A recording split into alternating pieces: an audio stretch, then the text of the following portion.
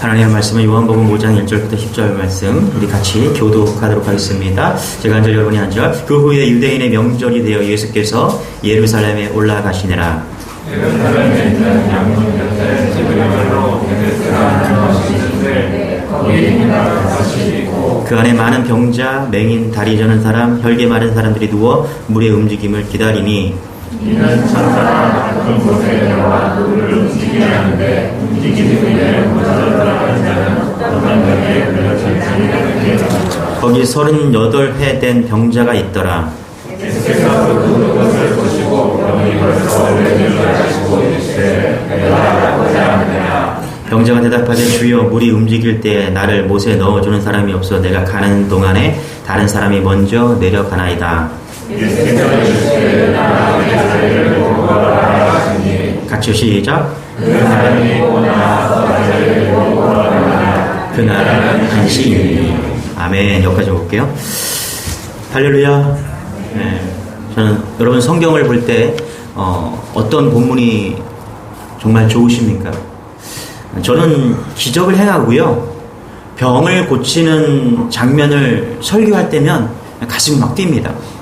왜 그러냐면 오늘 말씀처럼 내 삶에도 기적과 병 고침이 일어날 것을 믿기 때문입니다. 할렐루야. 그래서 오늘 우리 38년 된 이 병자 말씀, 베데스다의 연못의 이 말씀은 제가 한 두세 번 설교한 적이 있는 것 같아요. 그러나 더 깊은 말씀으로 또 이 말씀을 통해서 놀라운 은혜가 있길 소망합니다.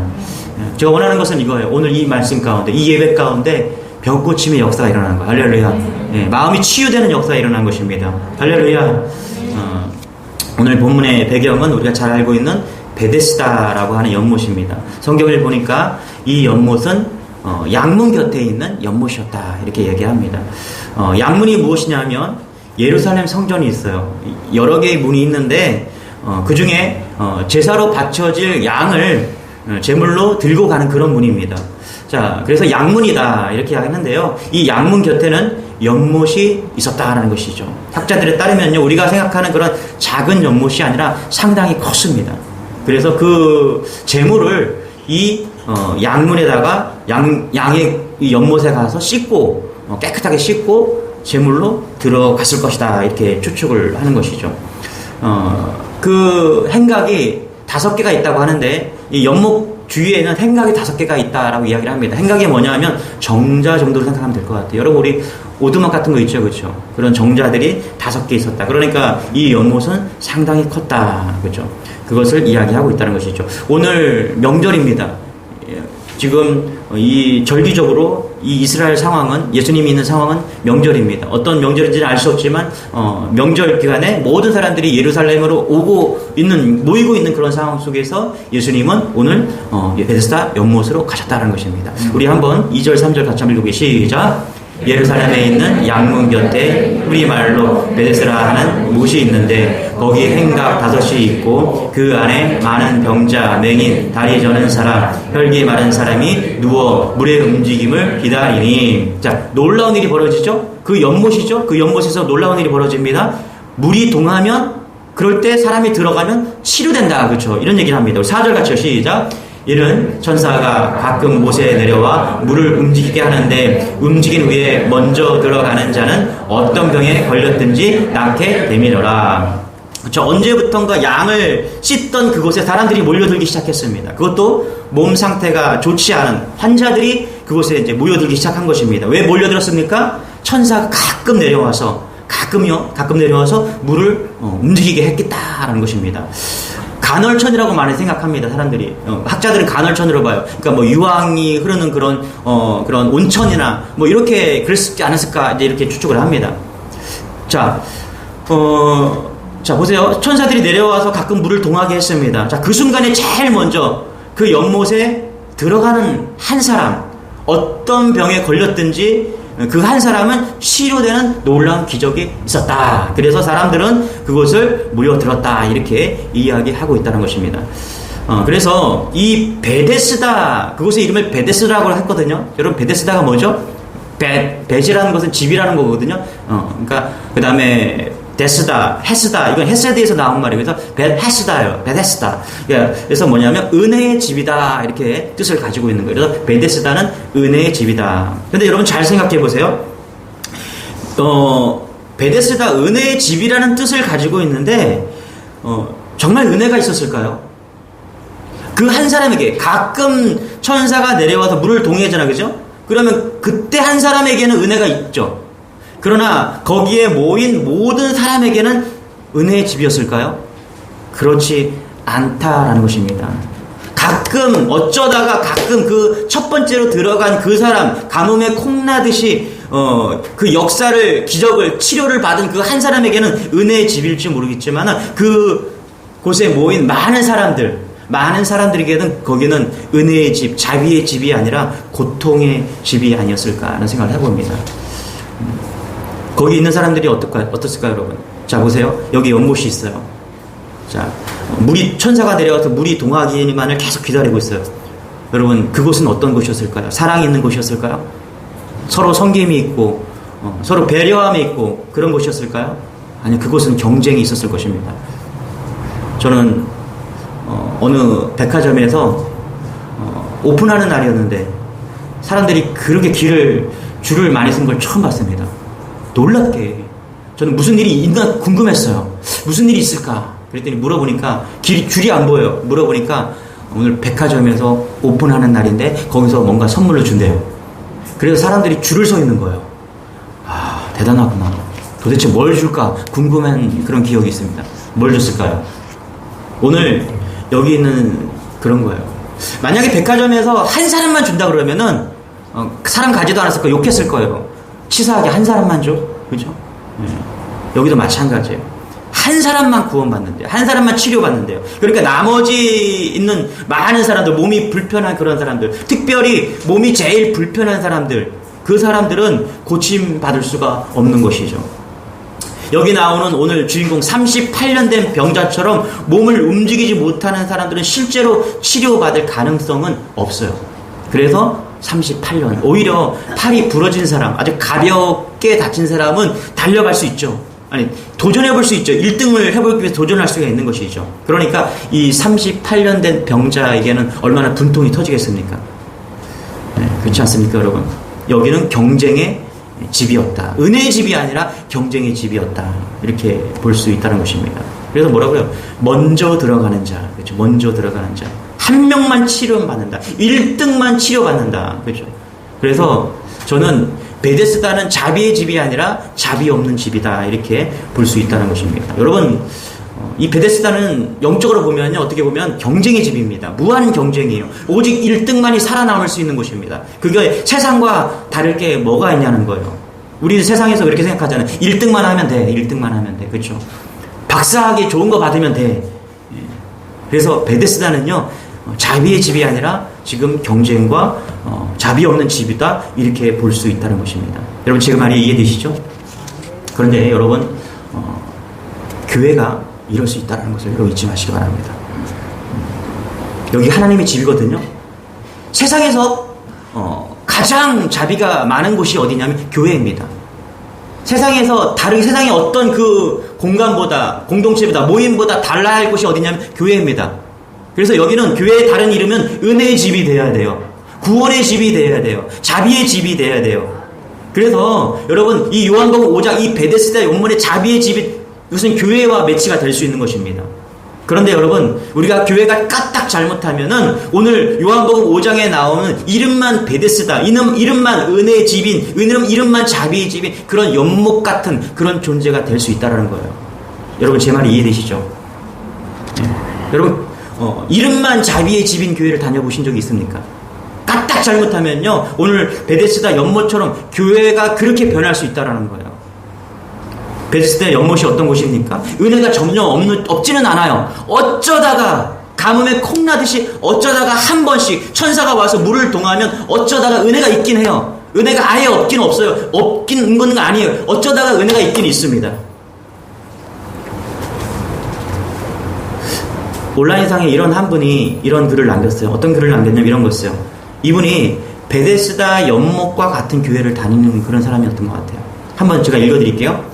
내가 아는 한 분은 토요일 저녁에 주일에 입을 와이셔츠를 다리고 구두에 광을 내면 헌금을 봉투에 넣고 선포될 본문을 묵상한다.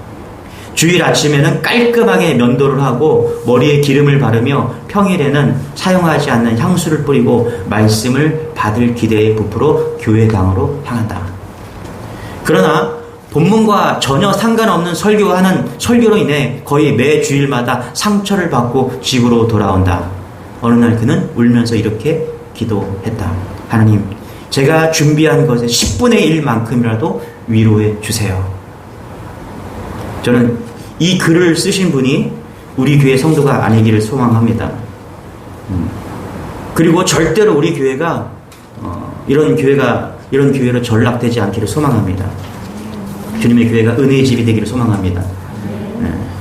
여러분, 우리가 정신 차리지 않고 까딱 잘못하면은 이름만 은혜의 집, 이름만 자비의 집으로 전락할 수 있다는 사실을 여러분 잊지 않는 여러분 되시길 바랍니다.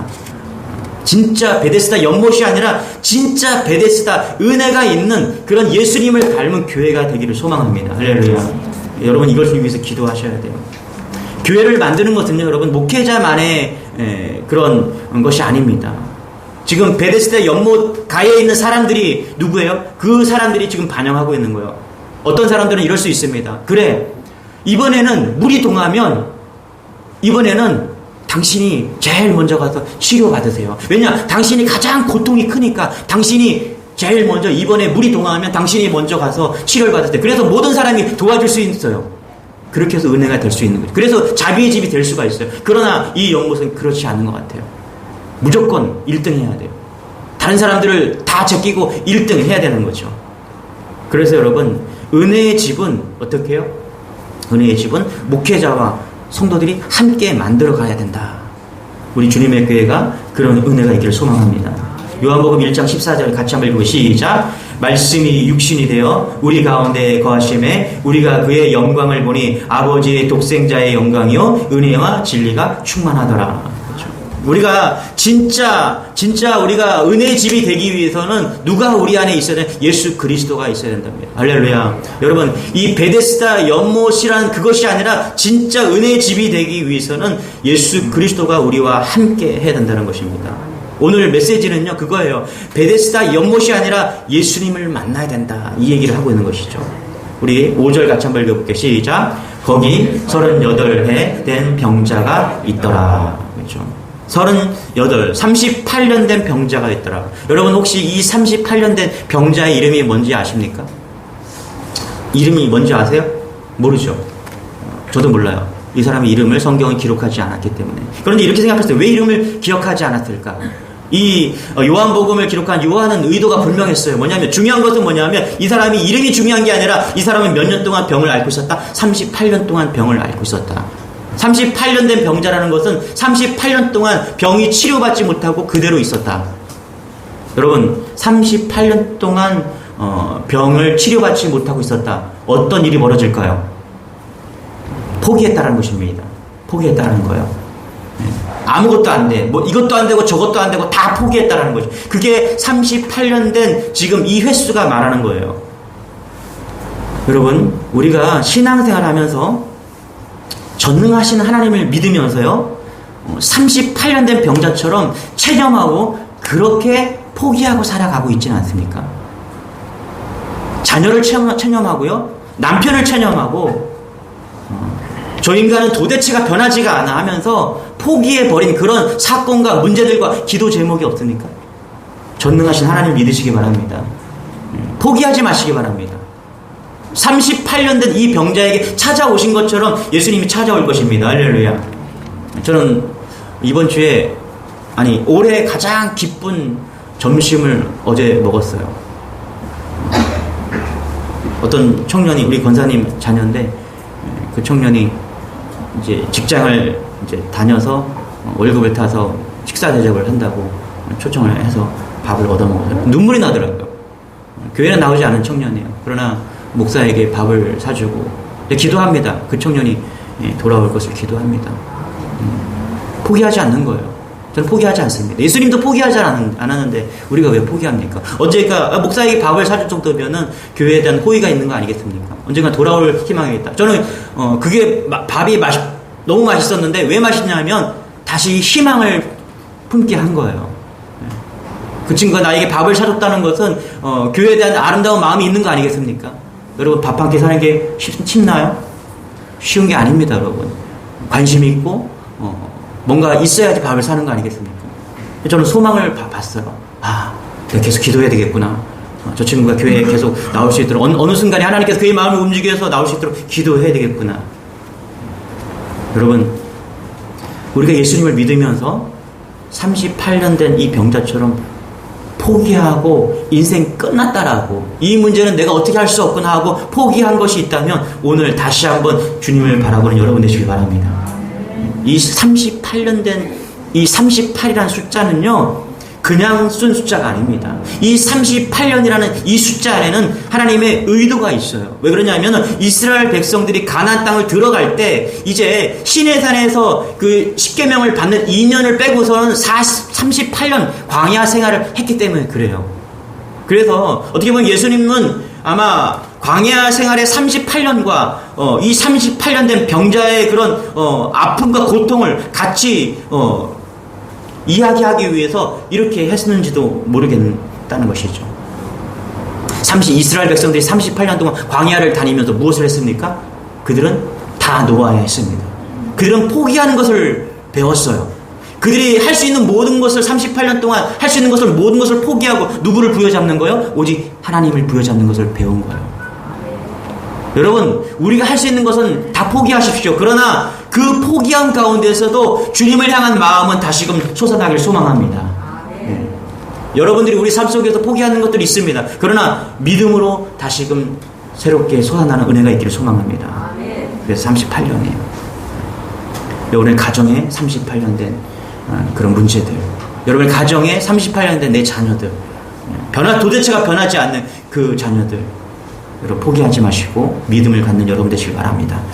6절입니다. 같이 시작. 예수께서 그 누운 것을 보시고 병이 벌써 오래된 줄 아시고 이르시되 내가 낫고자 하느냐. 그렇죠? 당연히 연못가에 있으면 낫기를 원해서 있는 것이잖아요. 근데 예수님이 그렇게 묻는 것은 38년 된 병자에게 갈망이 사라졌기 때문에 그래요. 뭐예요? 그는 이미 포기하고 있기 때문에 그래요. 그 연못가에 와 있지만은, 연못가에서 병 고침을 받기 위해서 와 있지만은 그의 마음은 이미 38년 동안 안 됐던 이 병을 포기하고 있다라는 거예요. 그래서 어쩌면 그냥 사람들에게 동전이나 구걸을 하면서 그렇게 기다리고 있는 건지 모르겠죠. 그러나 여러분, 예수님께서 우리의 육신을 고치기 위해서 가장 먼저 하시는 이런 믿음을 보신다는 것입니다. 할렐루야. 우리의 마음을 치료하신다는 거예요. 지금 내가 낫고자 하느냐, 이것은 뭐냐 하면 그동안 잃어버렸던 사명이에요. 내가 베데스다 연못가에 있지만은 실제적으로 이 38년 된 병자가 잃어버린 그 소망, 낫겠다는, 나을 수 있다라는 그 희망을 잃어버린 것이죠. 그런 소망이 사라진 그 38년 된 환자에게 예수님께서 물으시는 거예요. 내가 낫고자 하느냐. 아니, 이렇게 물어야 되죠. 너는 정말 낫기를 원하느냐. 그렇죠. 정말 병이 낫는 겁니까? 여러분, 우리가 예수 믿으면서 이런 생각하지 않습니까? 정말 예수 믿으면 병이 치료가 됩니까? 여러분, 이런 생각하지 않아요? 예수 믿으면 인생이 정말 바뀝니까? 정말 예수 믿으면 돈이 아니라 영생의 기쁨으로 가득합니까? 아니면 오늘도 교회 와서 마치 연못가에 와서 동냥하는 그런 사람처럼 그냥 왔다가 그냥 그렇게 가지는 않습니까? 여러분에게는 정말 38년 된 이 문제를 고칠 수 있는 그 예수님을 실제로 믿고 의지하고 그렇게 신앙생활을 하고 있냐는 거예요. 저는 부탁합니다, 여러분. 여러분의 심령에 오늘 주님의 샘솟는 소망이 솟아나길 소망합니다. 할렐루야. 여러분이 어떤 아픔과 어떤 고통과 육신의 고통과 삶의 문제가 있을지라도 예수님을 붙잡는 여러분 되시길 바랍니다. 그 기적은요, 어디서부터 시작한다고요? 여러분의 마음에서 소망을 가지고 믿음을 가질 때 시작한다라는 것입니다. 마음을 먼저 회복시켜 주시기를 원하신다는 겁니다. 7절 8절 같이 한번 시작. 병자가 대답하되 주여 물이 움직일 때 나를 못에 넣어주는 사람이 없어 내가 가는 동안에 다른 사람이 먼저 내려가나이다. 예수께서 이르시되 일어나 내 자리를 들고 걸어가라 하시니. 그렇죠. 7절에 봐도요 이 병자의 대답이 뭔지 우리는 이 병자의 대답을 통해서 알 수가 있어요. 병자가 원하는 것은 뭐냐면 예수님이 베데스다 연못에 물이 동할 때 가장 먼저 자기를 물에다가 넣어주는 거예요. 예수님이 30살 됐잖아요. 그렇죠? 젊잖아요. 그렇죠? 그러니까 젊으신 그 예수님이 온 거예요. 그러니까 이 병자가 뭐냐면 예수님 나 낫기를 원하는데 물이 동할 때 어떻게 해요? 나를 저기다 좀 넣어주세요. 이렇게 이야기하는 거예요. 여러분 교회 와서 사람 만나지 마시고 예수님을 만나시기 바랍니다.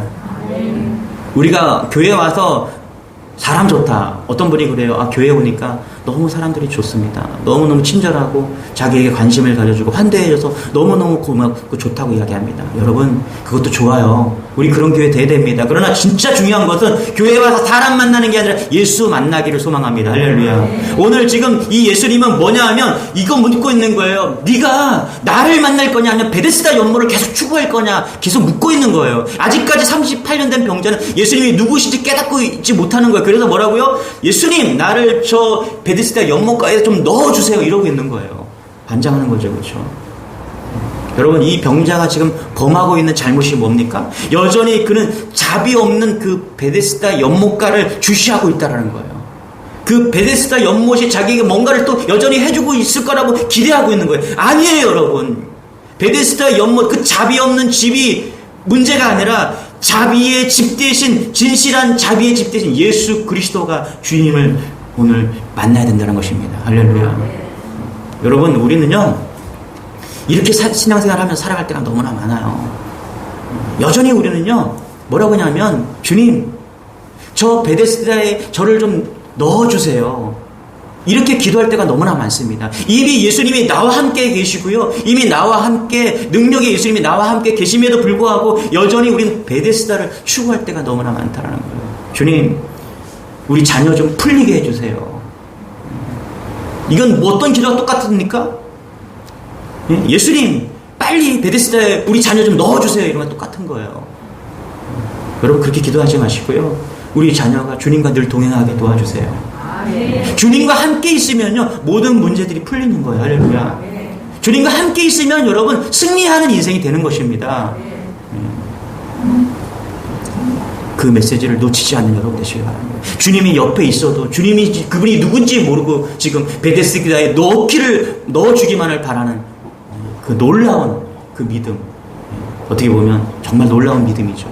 그런 믿음이 아니라 주님을 발견하는 여러분 되시길 바랍니다. 8절입니다. 같이요. 시작. 예수께서 이르시되 일어나 내 자리를 들고 걸어가라 하시니. 아멘. 자, 여러분 이 8절이 얼마나 황당한 말인지 여러분 아십니까? 38년 된 병자에게 3개월도 아니에요. 여러분 38년 된 병자에게 그렇죠? 걸을 수 없어요. 일어날 수가 없어요. 걸을 수 없고 그런 그 38년 된 병자에게 예수님께서 말씀하고 일어나 걸어가라. 여러분 오늘 말씀에 여러분의 심령에 이 말씀이 들려지기를 소망합니다. 일어나 걸어가시기 바랍니다. 어떠한 무너진 마음이 있다고 하더라도 여러분 낫기를 원하느냐. 할렐루야. 낫기를 원하십니까? 할렐루야. 그러면 말씀이 들려주고 일어나 걸어가는 여러분 되시길 소망합니다. 할렐루야. 9절입니다. 같이 시작. 그 사람이 곧 나아서 자리를 들고 걸어가니라. 이 날은 안식일이니. 그렇죠. 여기 안식일 논쟁이거든요. 언제요? 지금이요. 지금. 이 주일 언제요? 내일 걸어가는 게 아니에요. 여러분. 이 주일 예배드리다가 걸어가는 거예요. 할렐루야.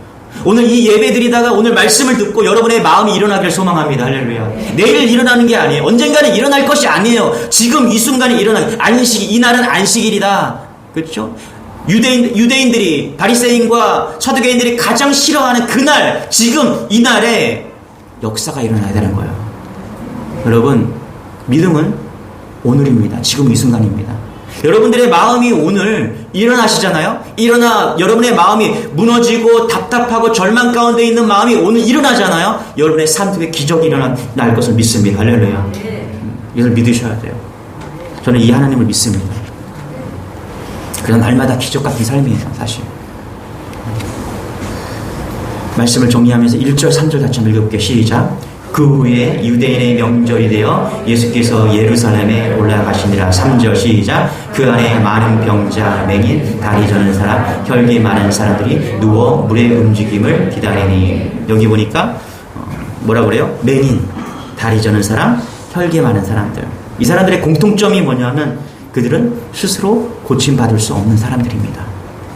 여러분, 이 사람들은 누군가가 필요한 사람들이에요. 여러분의 삶 속에 여러분이 어떻게 할 수 없는 일들이 있을 거예요. 여러분이 살아가면서 남편의 저 문제만큼은 내가 어떻게 할 수가 없구나. 내 아내의 저 문제만큼은 어떻게 할 수가 없구나. 내 자녀의 저 문제만큼은 어떻게 할 수가 없구나.